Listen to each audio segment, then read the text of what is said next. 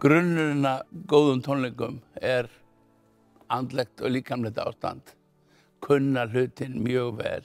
En það hefur verið allavega mitt aðalsmerki að vera vel undirbúinn. Ég hef alltaf haft ofsalega gaman að þessu.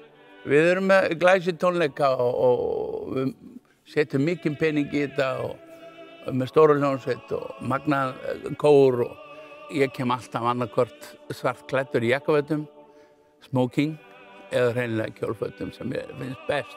Þá ég komin í stuði, sko. Það eitthvað í loftinu, þetta eitthvað yndislegt að eiga sér stað. Ég fer yfir prógrammið og fer yfir að texta.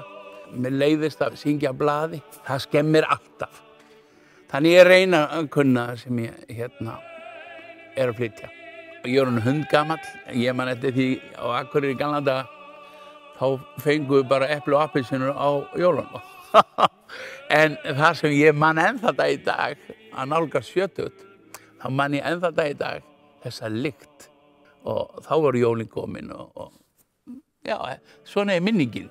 Góðir tónleikar eru þannig ef þú upplifir að góða, þá eru allar líkur á að áheyrandi gera það líka. Fyrir mig þetta bara algjört höfuðatriði að fá þessa svörun úr salnum.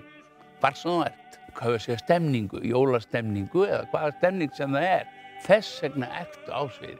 Og þess vegna fórstu í nám og verða listamaður, verða söngvari. Að gleðja og líða þau vel sjálfum.